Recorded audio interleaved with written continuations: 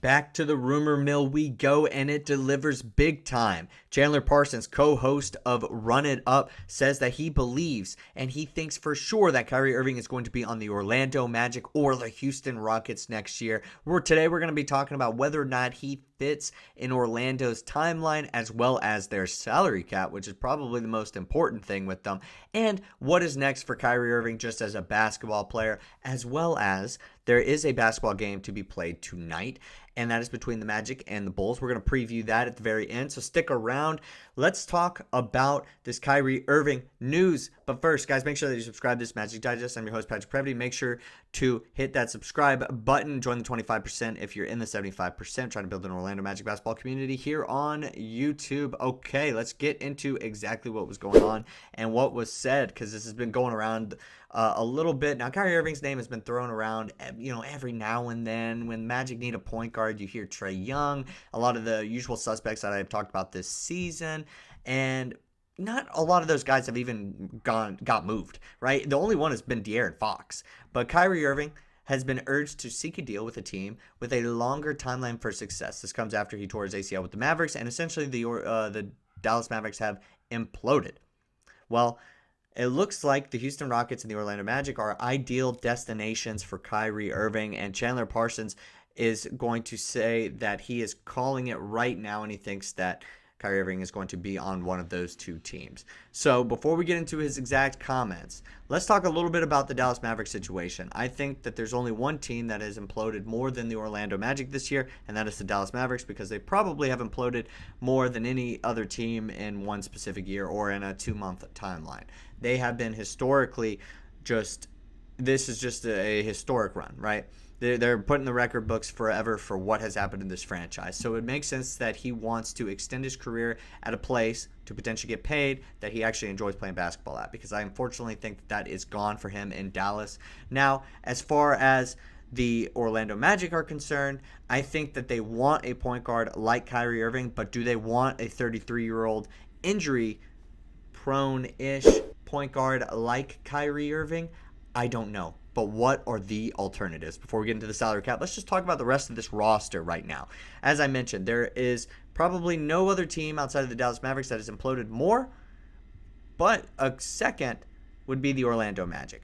They've also been extremely unlucky with injuries this season. Let's take a look. Anthony Black was the guy who we thought was going to be able to step up alongside Suggs in the backcourt this year. That has not been the case. He's been too inconsistent, has had plenty of opportunities, and you see the numbers right here, still shooting under 30% from the three-point line. Not going to cut it in the NBA. We saw him play well in the Summer League, got hurt, and then unfortunately, while he is healthy right now, Suggs and Cole Anthony are both out, and Anthony Black is still not getting the minutes. He's not getting the starts. Corey Joseph was the guy who did the start in the last game per Jamahl Mosley. So we feel like we don't have that young first-round pick point guard that's going to be ready by year 3. We know Suggs is dealing with a little bit of a confusing, one of those gray area injuries that whenever that happens, sometimes that really does put a hamper on your career. And I don't think anybody in-house wants to go with Cole Anthony, Gary Harris, or Corey Joseph as a starting point guard next year, especially a full year after Paolo Banchero asked for a table setter. So it makes sense, in my opinion, basketball-wise, timeline-wise. Will it make sense salary cap-wise? I don't think so. And unfortunately, I think that is where this ends up stalling unless you move Jalen Suggs, which personally I am, as more time has gone on, I am closer to being out on Jalen Suggs long-term. Unfortunately, just because I don't know what's going to happen with this injury. But I think at this point we've invested in him, and there is no team that's going to take him, in my opinion, and give us anything back of note. And you might as well just roll with what you got right now because you've already made that decision. But you have Paolo Banchero who's going to get paid in this offseason. You have Franz Wagner who already got paid.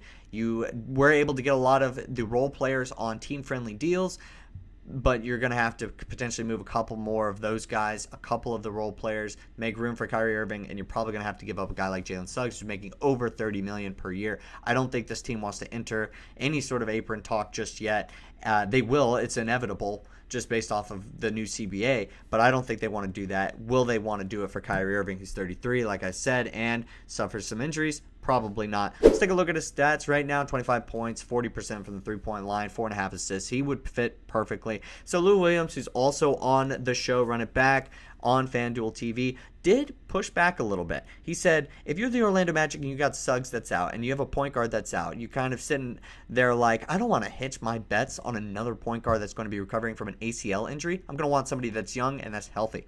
And honestly, I think he's completely right. I think he's saying what everybody's thinking. Why would you want to move from a guy like Jalen Suggs, who's hurt right now, to a guy like Kyrie Irving, who could potentially, we have seen him play his best basketball. I mean, we may have actually just seen his peak, but like, does he have any more championship level basketball in him, playoff level basketball? In my opinion, I think he does. But yeah, the bet would be definitely a risk, right? So let me know what you guys think in the comment section down below. Is Kyrie Irving somebody that you would give up Jalen Suggs for? Is he somebody that you would invest in for maybe on like a 3-year deal? 2 years would probably be too short of an investment, but 3 years, something like that, in unrestricted free agency. Let me know what you guys think in the comment section down below. Now let's go to the Chicago Bulls game on Thursday night. Well, wait, before we move into the Chicago Bulls game, let me get into the 2-minute report from last night. Obviously, the league releases a 2-minute report after every single game. That came out today. 2 incorrect calls. An offensive foul should have been called on Orlando Robinson before Jacoby Walter's game winner. Robinson committed a loose ball foul on Wendell Carter Jr. on the inbounds pass with 0.5 seconds left. So they did confirm that.